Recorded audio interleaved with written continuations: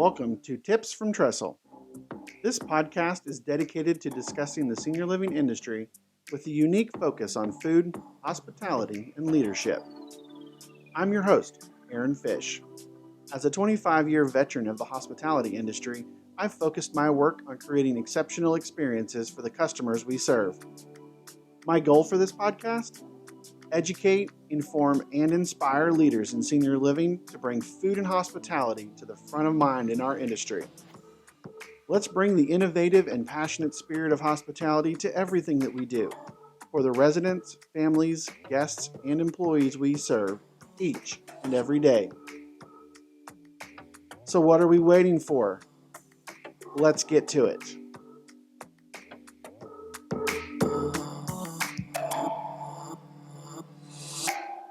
Having previously cultivated over 25 years of food service experience, including holding positions from dishwasher to general manager in the fine dining arena, John has embarked on a healthcare food service career in 2008 and was instrumental in process improvement initiatives, kitchen cafe renovations, culture change initiatives, sustainability projects, and financial stability as a food and nutrition service director while overseeing multiple hospital campuses. Once a former client, John has now joined the team at Don Miller & Associates in 2017 as a culinary success coach. With DM&A, he has since assumed the roles of culinary lead, project manager, interim director, and national sales director. In January 2022, John Herzog was promoted to the role of director of business development for DM&A. John, thanks so much for joining me on Tips from Trestle. Aaron, that's great, man. Listening to that sounds pretty cool. I'd like to learn more of this guy. Right? That guy's I impressive. will say that of all of those accomplishments listed, I thoroughly enjoyed my time as a dishwasher and look forward to embarking on that down the road in retirement to some degree. Very satisfying job. You know, it's funny, when I was on the operations side and I would go in an operation and it would be like everybody's like stressed out and they don't know what to do, I would literally, the first place I would go is the dish pit. And I just think psychologically it's you look here you can visualize and see the task in front of you, and then you can knock through it and you can get a visual of every step along the way of getting to that shiny stainless steel tank, all dishes clean.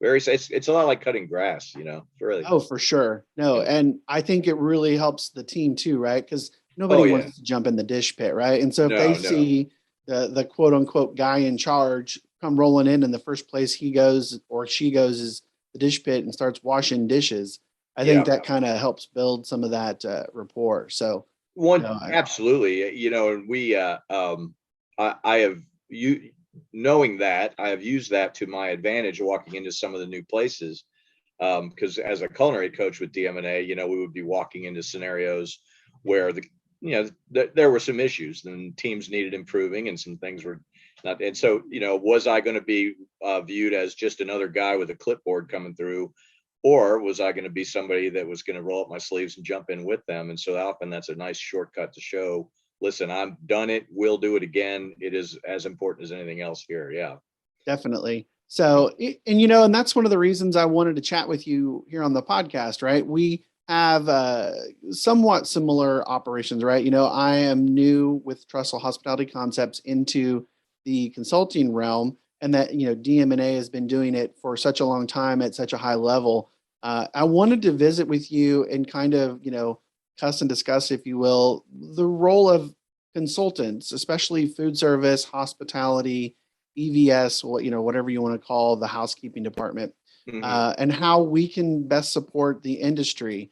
In my mind, I think it's interesting to see how your thoughts on how we fit in with self-op versus contract management, how you do new startups versus existing accounts, and just kind of have that conversation. Well, that's a great topic because, love them or hate them or somewhere in between, contract management companies dominate senior care, healthcare, food service, higher education. And it is often a struggle for hospital and senior care health system administrators to see past,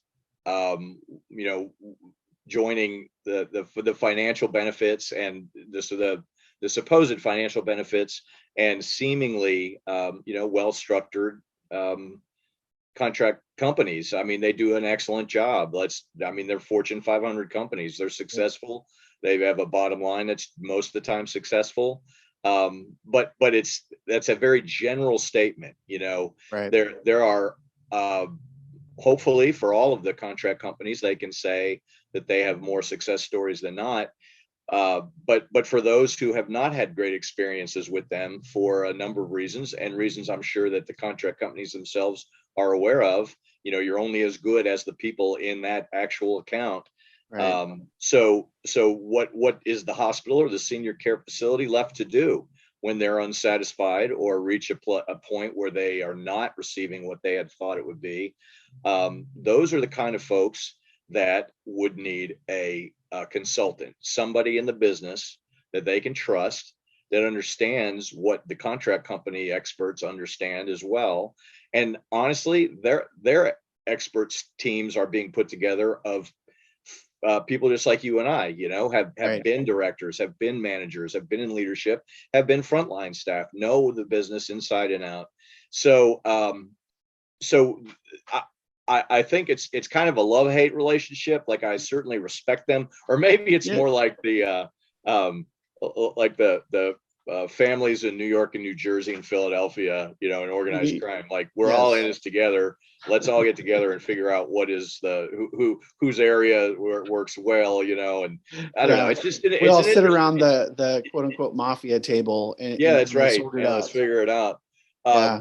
But what I like to say to any chance I get to talk with, particularly with people in the C-suite, is consultant is such a as a word that kind of has a negative connotation, Hmm. and I don't think it has anything to do with healthcare. Food service consultants. I think consultants in general, there isn't a lot of opportunity for people to come in and kind of take advantage of bad situation. Because if you're hiring a consultant, you're basically saying, we're pretty good and we kind of have this thing, we sort of understand it, but most importantly, we need to know what we don't know, and we understand that we don't know, everything. So they're putting their trust in somebody to come in and truly help them, and not just get a paycheck. Right. Like, I just put a roof on my house, and you're totally trusting that roofer to come in and do it, and it's a hefty price tag. Much like a consultant, our fees can be looked upon as, well, what am I getting for the money? Are you going to tell me that we should clean more and get a new walk-in and fire these people? And I know that. Tell me more. Yeah. What's the value? So I think what we do, more so than say the contractors that have an entire team to put together kind of a template for how they're going to come in, but they also have a huge marketing budget. They also have a huge business retention budgets and plans. We are just people that are bringing our knowledge to that facility that needs our help. So Yeah. help is really the operative word. We Yeah. really truly want to help every person that calls us. And oftentimes, as I'm sure you've encountered, I mean, it's just a phone call. It's just if I'm in town, I'm going to stop in and see him. It's an idea. It's a couple of emails. It's handing off to somebody that can help. Oftentimes, none of those things for any kind of fee. Yeah. So getting people to really trust and understand that we are in it as a true business partner, I think, is what consultants have, maybe an advantage over a more structured, um, uh, Aramark, Sodexo, Unidine, whatever. Right. Yeah. No, because I think that makes what you're saying makes a ton of sense. I remember being a super young director, right? And we had just transitioned to self-op, I don't know, maybe 12 or 15 months before I got the role. And it was literally like I come from the hotel world. So I was learning how to manage a CCRC. I had tons of hospitality knowledge. I had the basic understandings, but there's a lot of nuances involved, especially when you're talking like skilled nursing and Yeah. kind of how you balance all of that. And so I actually wound up bringing a consultant on to help teach me things about senior living. I mean, things as simple as understanding a PRD or a PPD versus a food cost percentage, right? Because Right. we don't really deal with those numbers a lot in senior living with the percentages really. And so, just simple things like that and working through those, I definitely see that self-op opportunity and the need for that. I also look at our opportunity with the way senior living is growing and all of these smaller operators. That's primarily where I focus, these smaller Mm. operators that need to have the support, but they want to keep overhead low at the corporate level. They don't have a budget for a full-time person, so maybe a contract consultant makes a lot of sense for them to be able to provide and maximize what they're doing. That's a great point. I mean, you have to assume that the strong, well, you have to assume that most people that embark on a career in any area of healthcare has to be touched by the fulfillment that it brings, and the focus kind of does sway away from profit, 100% profitability to providing the service. Whereas if you're in as I was for a lot of years, in the restaurant industry, I mean, it truly is about the bottom line. Now, obviously, restaurants are as important to every community as healthcare, as places to gather and business, but they're primarily a business.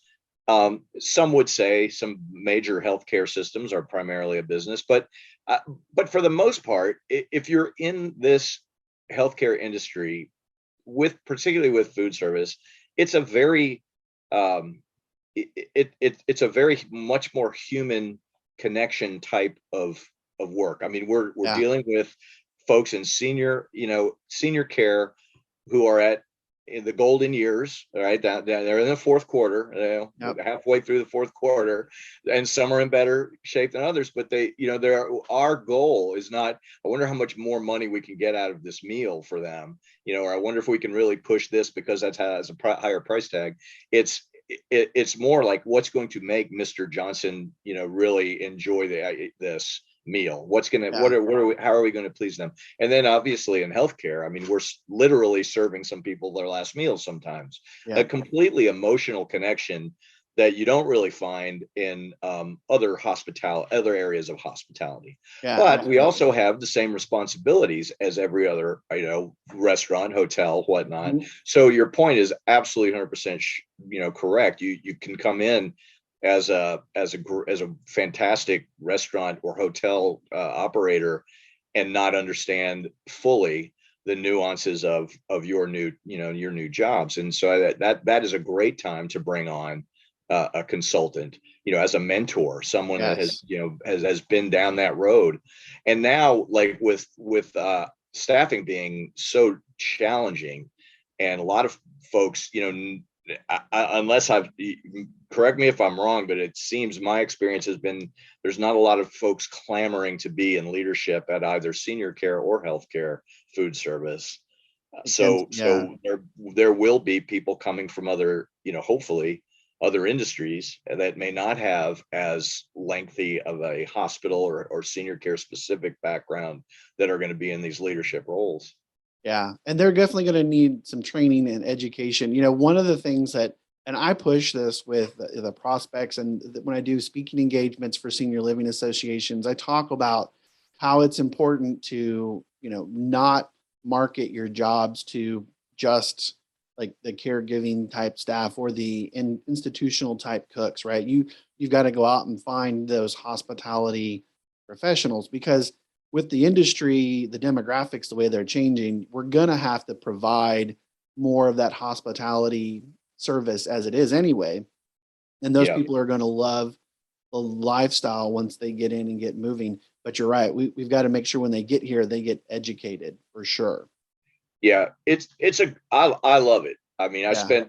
as my bio said, I've spent almost 25 years, or God, I even hate saying that out loud because it makes me feel really old. But a number of years, substantial numbers of years in the hospitality industry, and I loved it. I loved it. I worked in hotels as well. I worked at a racetrack here in town. I worked at several fine dining restaurants. I have great friends. It was part of a lifestyle that I thoroughly enjoyed, and has brought me wonderful things. But I was never quite as fulfilled as when I started working in at the hospital here. And I was and when I started, I was kitchen manager, and it was just amazing how different I felt about how I was using my skills. But at first I was, I was embarrassed to talk about it to my colleagues back then, Yeah.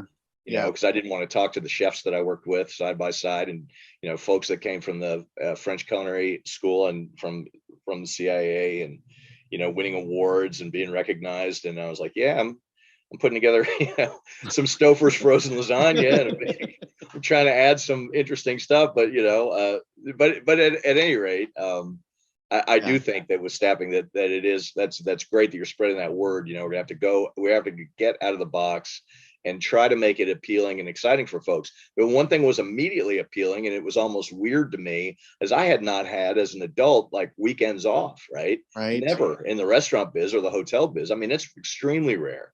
Yep. And so my first couple of months at the hospital where I was working, my first healthcare food service job, it was a noticeable weird positive, You're obviously, like, vibe. yeah. It's what's that movie? The Talladega Nights, right? Where they're Ricky Bobby's like interviewing, he doesn't know what to do with his hands. You're almost like that with your weekends when you first transition. You're like, it's Saturday and I have all day to do whatever I want. And that's Yeah, it's freaky weird. I it is definitely agree. weird. So one of the things that I'm curious, right? Because, I'm, like I said, fairly new doing consulting. I'm curious to know though, that this perception that we were just talking about, right? Of, healthcare and senior living and hospitality. What have you seen and what have you guys done from the consultant's perspective to start to change the way people look at what we do? Well, that's a fantastic question. I don't think that we have set out to intentionally like change it. I think organically, the fact that we have a pretty good success rate. We're the high 80s, 90%. We certainly have not, hit home runs every project that we've embarked on, but we've never really struck out either. Right. So with us, it's a consistent performance, and I think that anybody that gets into this business, and I would include you in that, we're the type of personalities that really aren't going to accept anything less. So even if things start going a little bit south, unexpected timelines, delays, change of personnel on either side, all of those things that naturally happen during projects, we're not going to just stick by the plan. We're going to make adjustments in the field to cover that, and to service recovery, as it were, to make up for any unforeseen issues that have gotten the project off track. And then we also try to get the word out. I mean, part of what my job is to go out and talk to people about Don Miller and Associates. We also create relationships. Like we always say, man, we want to be friends with everybody, honestly. Yeah. I think that we are a small niche and I don't really look at anyone else in the field as competitors. Now, obviously, we all go for the same RFPs every now and then, and our paths cross. But remaining positive, and I think it gets back to what I was talking about earlier, is that real human connection. How can I look at somebody that's doing exactly what we're doing with the same level of experience, and basically just trying to spread that word and pass that on. And if we can do that, for a living, great. That means we can do it, spread the word to more people. And I just assume that most, if not all of the folks that are healthcare food service, senior care food service consultants are in the same way. So I guess I'm a talker too, buddy. I got to, I'm sorry, You're but good. Yeah. a short answer is we just all have to collectively continue to have that positive attitude toward each other, and then spread the word for each other. I've told Yeah. a handful of people since meeting you a few months back in Orlando, that there has been some conversations that I've had, and I've mentioned you, and people, spreading your name and energy out there. And then, I know that that's how we've been able to grow our business over the last 40 years. It's Right. word of mouth still. I mean, but you do have to have tons of marketing podcasts and vlogs and blogs and articles Yes. and publications, all of that. Yeah. Just keep your name out there and keep spreading the good word. Yeah. And I do think, the first thing I remember when I met you guys was I was like, oh no, I'm the little guy. Like these guys are competition, and I'll introduce myself and tell them what I'm doing, and they'll probably ignore me. And we spent most of that evening just talking about the industry, and you guys told the story on how DM&A got started, and kind of how you guys got to where you are. I'd love to be around in 40 years doing the same thing, and have grown as big as you guys are. But the other piece of that puzzle goes back to, you know, sharing that philosophy of this is, I don't want to say a ministry, that's a little too preachy, but it's almost kind of like that, like mindset of we're doing this for a different reason. And so people who are doing it for the right reasons, the organic business is going to be there. This senior living industry is only going to be growing over the next 15 or 20 years. I mean, the demographics just tell you that. And so it's kind of the rising tide raises all ships as long as we're working with the right people and doing things the right way.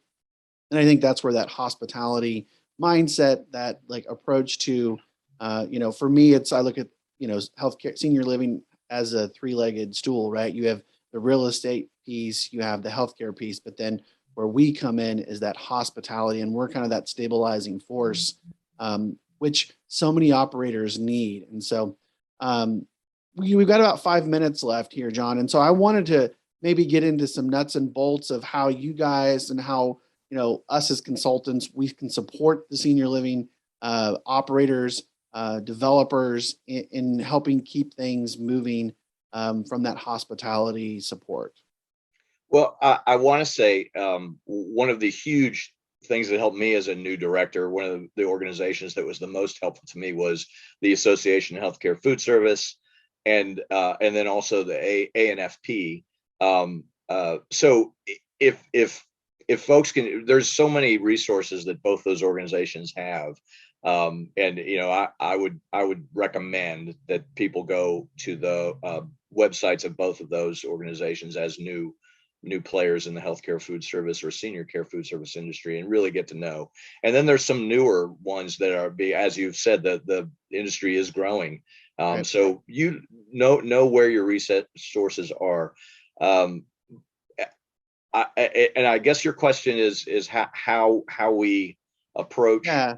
Well, so one thing that I noticed that DM&A does, which I thought was really kind of cool, was you guys have I don't, maybe association or partnership is the wrong word, but ANFP, right? I was on their website just recently looking. They have a whole self-op portal, right, where the self-op Yeah. can go in, and you guys are one of a small handful of groups that provide support for self-operators, right? And it's not a for profit operation, right? There's a Right. possibility in the future but you guys have Sure. a service where you will take a call, let's talk, let's see what we can do to help you. Yeah.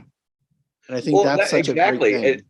thing. So I've been on a couple of committees with AHF, and we work closely in our sponsors, business partners with ANFP. And I mean, both of those organizations are specifically for that kind of help. Right. So yeah, I would encourage anybody that's listening to this that's not involved in either of those, or their senior dining association that just Mhm. started. I think that's where you and I met. Correct. Yes. And there's so find your industry organizations. Both ANFP and AHF have regional too, so you Yeah. can go and join your local chapter, and then that instantly grows your network. You nobody learned everything they know just from a book and going to their own school, and if we're learning stuff all the time.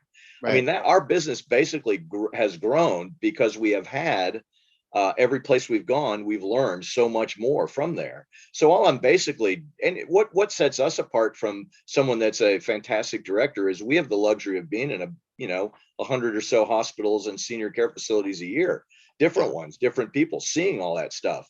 So we can bring to them, well, this is what we did at X location. This is what we did over at Holly Hill. This is where how they handled it. So Yeah. we don't have all of the answers, but we collect them and curate them for the Yeah. specific um, projects that we're working on with various clients. But you know, I think that more and more, like, we start very simply. A phone call, we'll always talk to you. You obviously listen to me. I'll talk to you forever. And but then when we get on location, we're still very much feet on the ground. Happy to do a lot of things virtually that we can that makes sense. But we like to go in and do a 2 or 3 day assessment of your entire operation, focusing on what they've called us to do, right? Yeah. And then at that stage, we provide a sketch of our plan. This is kind of what we think would happen to get to your, goals. And then from there, that's a very simple step that a lot of people can take, and it's incredibly helpful. DMNA did that for me, and it basically changed the trajectory of my healthcare career. Honestly, those two Yeah. days, and I knew then I was going to work with them someday. But That's awesome. that I think that all helps. Kind of back to a question or two before. How do you strip away some of that negative about the Yes. phrase, consulting? Yeah, I love that idea. And that's really truly kind of one of the things that brought me to doing this was that idea of the best practices and pooling the resources of the industry, right? Because I Absolutely. I always looked at it as, all right, well, I'm working for an operator. Yes, I'm the senior vice president. I got a big fancy title and I got plenty to do. But my impact in that organization was 3,000 residents, 3,500 Mm, residents at max.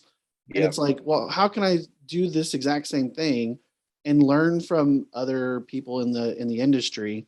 And now I'm impacting not just 3,000, but maybe it's 30,000 residents, right? And I'm Oh, taking the best of everybody's ideas and kind of sharing, and we're all like, again, it goes back to that rising tide concept. I think it's yeah. such a great point that you make. Absolutely. It is so incredibly fulfilling and exciting and positive to see the success stories, that we Yeah. helped create. But it's the people themselves that do the work. It's the people themselves that you meet, and hopefully you inspire. It's not always easy when we're on the ground working side by side. They're just like the industry itself, Yep. when we're in the weeds, we're in the weeds, and you know, tempers flare here and there. We're all in it, but it's because the passion Yep. exists. And then to see them turn a corner, to see your client turn a corner, reach those goals and exceed them. I mean, it's like watching your kid hit his first t-ball, or kick a soccer goal. It's unbelievably fulfilling. And Yeah. you're right, that then allows you to be involved in all of the patients in that facility, all the residents that you've helped. That really is a good way to look at it, Aaron. And if you don't have that, then you're really not going to make it in either senior care, or healthcare food service, Yeah. because it's that fulfillment that you're looking for, not necessarily your next bonus or your next raise or the next biggest client check. Yep. It's not money driven. It's honestly not. No, you're absolutely right on that. So, well, John, we've come to kind of our 30 minutes or so.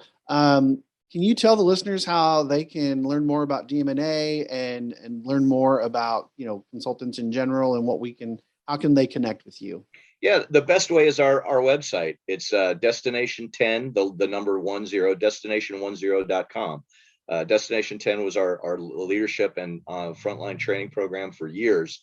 Okay. And we honor it by being, all of our email addresses are destination 10. And then I'm pretty visible on LinkedIn, and I am John Herzog at Destination 10. Anybody that feels the need or wants to in any way can reach out to me. I love to talk. I love to talk about this industry. I also love to talk about Cubs baseball, Bears football, music, whatever. But yeah, Awesome. we're here to help in any way we can. Awesome. Love it. Well, hey, John, I appreciate all your time today talking with us about how we as consultants can really up the game for senior living operators. So thanks again for joining me here on Tips from Trestle. All right. Thanks, Aaron. Great talking with you. So there you have it, another one in the books. Thanks again, everybody, for listening. You can follow or direct message me on LinkedIn, where I'm always commenting and posting about food, hospitality, and leadership for the senior living industry. Or give me a follow on Twitter at AHFish or Instagram at Aaron H. Fish. And check out my company, Trestle Hospitality Concepts, at www.trestlehospitalityconcepts.com. I'm your host, Aaron Fish, and this has been another episode of Tips from Trestle.